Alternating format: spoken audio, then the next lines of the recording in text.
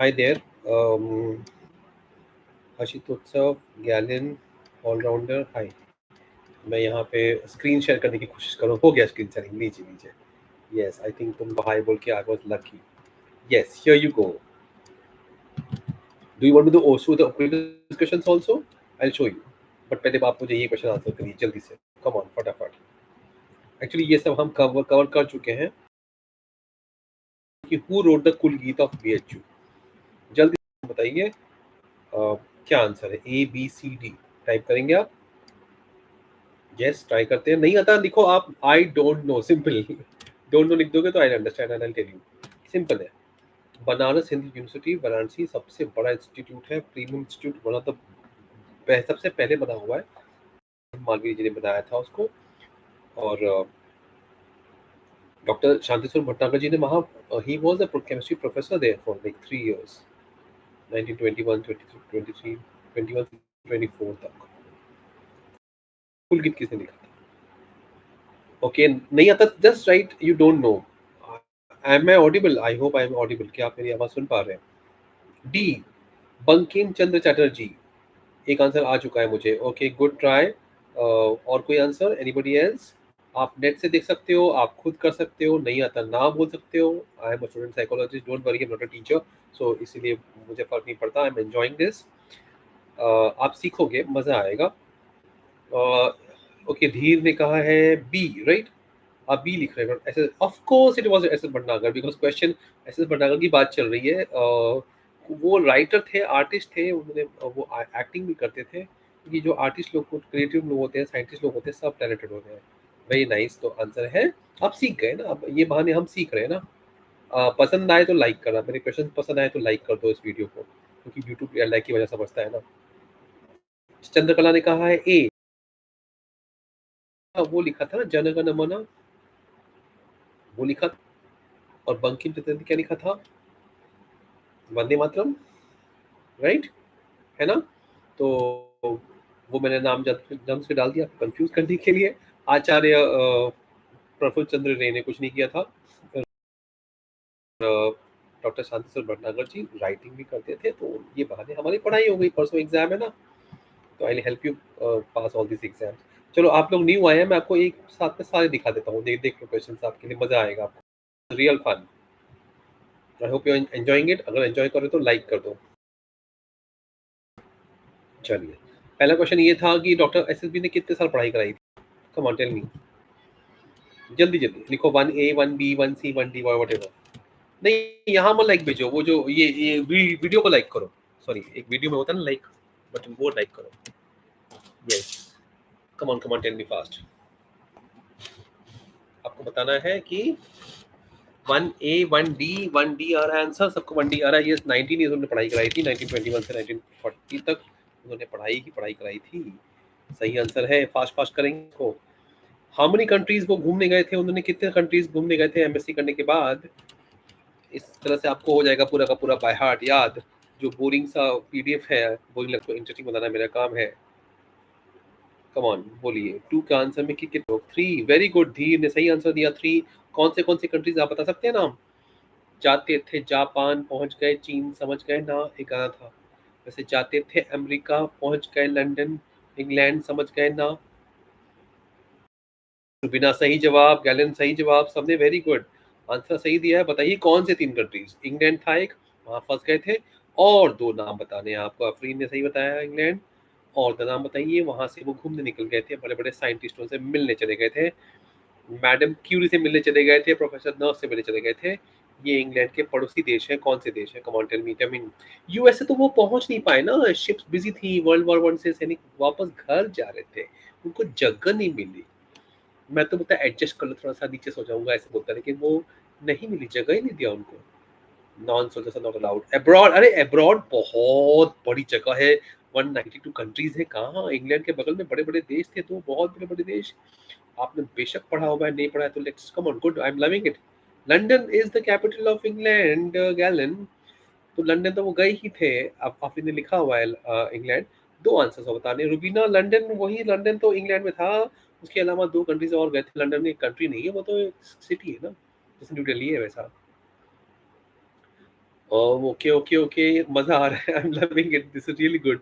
The answer is France and Germany. France and Germany. कौन से? France and Germany. Yes, France में वो मिलने गए थे मैडम क्यूरी से, जर्मनी प्रोफेसर नर्स से मिलने चले गए थे। ये दोनों बहुत बड़े साइंटिस्ट थे, नोबेल प्राइज विनर्स थे, एंड लाइक वाओ, वहाँ पे लैब्स देखने गए थे।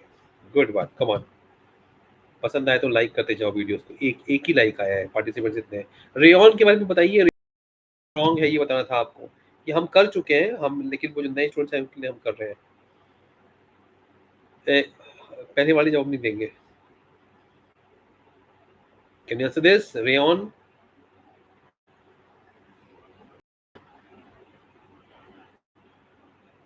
धीर ने, आफरीन ने और सी सी लिखा है, रुबीना डी लिखा हुआ है।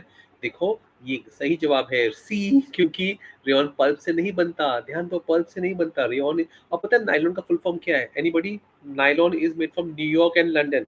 New York NY and London LA, दोनों ने मिलके बनाया था न्यूयॉर्क। Get it? नायलॉन। समझ में आया तो लिख दो, टाइप करो नायलॉन, समझ में आया तो, if you find it interesting. समझ में आया आपको नायलॉन का नाम कहाँ से आया था? अगर समझ में आया तो लिखो NYLON, टाइप करो। Yes, good one, thank you. Okay, next question. हम ये सिर्फ फास्ट फास्ट करेंगे, 5 6 7 8 9 10 पे छोड़ छोड़ देते हैं। अब ऐसा क्वेश्चन करते हैं जो है, हाँ, क्वेश्चन नंबर 12। जंक फूड का कैलोरीफिक वैल्यू हाई होता है या लो होता है? हाई होता है, यस और नो? 11 का आंसर दीजिए। 11A, 11B, दो ही आंसर्स हैं। 50% चांस है कि आप राइट होंगे। डी ने कहा हाई कैलोरीफिक वैल्यू, कैलोरीज बहुत ज्यादा होती है। ये जंक, कैलन कहता है नहीं मैं बहुत सारे खाता हूँ, कैलोरीज हाई नहीं होती है, मुझे बहुत सारा न्यूट्रिशन मिलता है। हे, न्यूट्रिशन मिलता है, horror, this is really good. I mean, आपको कैलोरीज मिलती है, सिर्फ कोयला की तरह है, खाते जा रहे। अभी मैंने वड़ा पाव खाया बाहर। वड़ा खाया, पाव नहीं खाया, पाव वापस कर दिया। वड़ा खाया, पाव बच। करेक्ट। धीर ने सही दिया है, रुबीना ने सही बोला, एफिन ने सही बोला, हॉरर ने ए बोल दिया है, और गैलन ने समझ लिया क्या आंसर ए है। चलो ये क्वेश्चन, ये कौन करता है देखते, come on let's see this. Bagasse, bag bag bag में भर भर के, वो जो शुगर के गन्ने को जब डालते हैं मशीन में, बच जाता है कचरा, उसे बगास कहते हैं। उसको प्रोसेस को, उसको शुगर के बनाने का प्रोसेस किसने बनाया था? आपको बताना है, ये किसने पहली बार बनाया था, जो आज बहुत फेमस है। हमको ईवीएस में सिखाते हैं, पता है कि ऐसे करना चाहिए, उसमें से कुछ मिलता है। तो ये बनाने वाला कौन है? Horror, my name is Rigveda. Wow, क्या डायलॉग है, दैट्स राइट। आर्यभट्ट ने फाइंड किया था, धीर ने कहा कि डॉक्टर SS भटनागर ने फाइंड किया था। और कोई कमान कमान कमान। ए पार्टिसिपेंट 6 और लाइक्स 4, बहुत नाइंसाफी है। कमान कमान कमान। डी आंसर आ रहा है, माधवन। यस, मजा आ रहा है, आंसर यस नहीं, मजा आ रहा है मुझे। जब ज्यादा लोग आंसर देते हैं ना, ABCD, तो एक रॉन्ग हो, एक राइट होगा, बाकी सब रॉन्ग हो गए, बहुत मजा आता है। गवर्नमेंट यही चाहती है कि आप एंट्रेंस एग्जाम्स दीजिए, मैं पास कराऊंगा आपको सारे, हर दिन करेंगे, साल भर करेंगे। बस ईवीएम के बाद होम्योपैथ के एग्जाम, फिर लगातार हम सबका स्कॉलरशिप एग्जाम करते जाएंगे। डी डी डी, बहुत सारे लोग डी बोल रहे हैं। माधवन साहब ने मैथ्स में स्टडी किया था, ऐसे बैठ के देखते थे ऊपर आसमान में, एस्ट्रोनॉमी उन्होंने स्टडी किया था। आर्यभट्ट ने मैथ्स में लिखा था बहुत सारी चीजें, जीरो शून्य का इन्वेंशन करने के लिए उनके नाम भी है। रामानुजन साहब तो अभी अभी 100 साल पहले पैदा हुए थे, आपके दादाजी के पिताजी के जमाने में। और वो मतलब उनको ड्रीम्स आते थे कि उनको देवी बताती थी कि ये फॉर्मूला है। भटनागर साहब ने ये मैं रिसर्च किया था, तो इसलिए जिसने ए कहा है, एक हैप्पी हैप्पी बोल दो, बाकी लोग बोलो कांग्रेट्स। जिसने ए आंसर नहीं दिया वो लोग लिखो कांग्रेट्स, ए वालों को लिखो कांग्रेट्स, लिखो ए कांग्रेट्स, टाइप एंजॉय करने का, right? I hope you agree, है ना? Boring? Yes, good, happy, that's right, I love that, very creative, everyone is, मजा आ रहा है।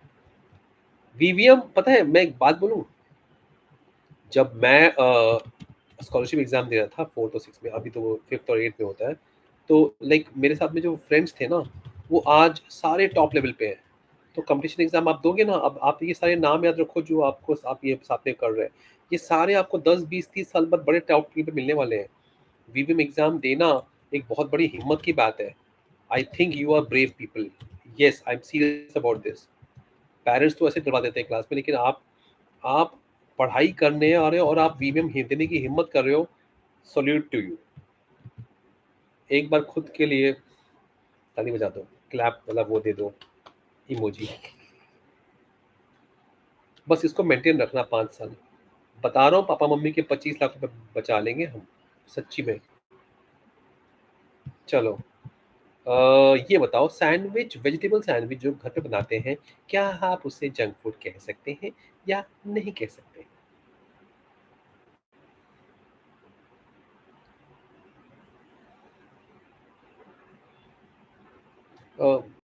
Yes, thank you, thank you.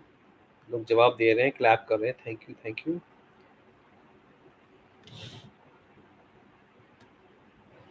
Come on, come on, 13A 13B, क्या answer देंगे आप जी? बताइए।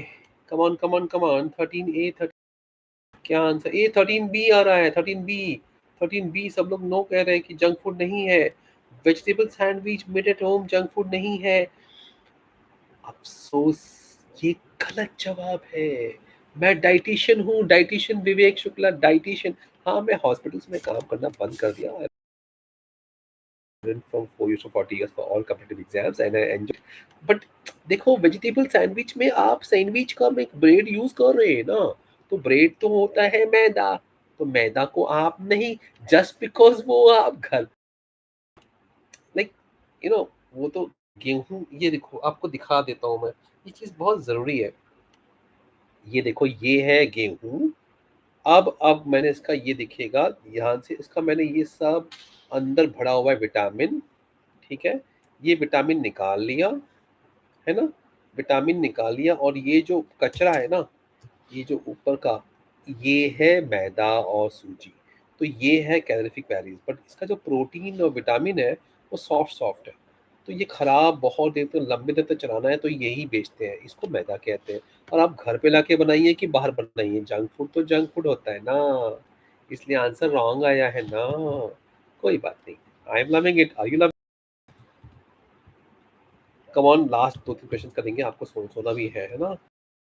शांति स्वरूप भटनागर जी के बारे में सवाल है कि वो किस स्कूल में कौन से लैंग्वेजेस सीख के आए थे, उन्होंने कौन से लैंग्वेजेस की मास्टरी की हुई थी, आपको बताना है। बताइए हमको, किस 2 लैंग्वेजेस के वो मास्टर थे। आजकल तो स्कूल में French, German, Urdu, Arabic, Sanskrit सब सिखाते हैं, है ना, देश भर में अलग अलग स्कूल्स में। 14B, एक आंसर है 14B, धीर का। और कोई ऑप्शन सोच लीजिए ध्यान से, उस जमाने में कौन सी लैंग्वेज चलती थी? गैलन ने बी लिखा है, हॉरर ने सी लिखा है, यस, संस्कृत एंड अरेबिक। और कोई आंसर? कम ऑन, 5 लोग हैं, 3 आंसर, बहुत नाइंसाफी है। आफरीन ने बी लिखा है, और क्यों, कौन रह गया? रुबीना ने बी लिखा है। जिस अगर आपने डी लिखा होता तो ये सही जवाब नहीं होता। अगर आप ए बोलते तो ये सही जवाब नहीं होता।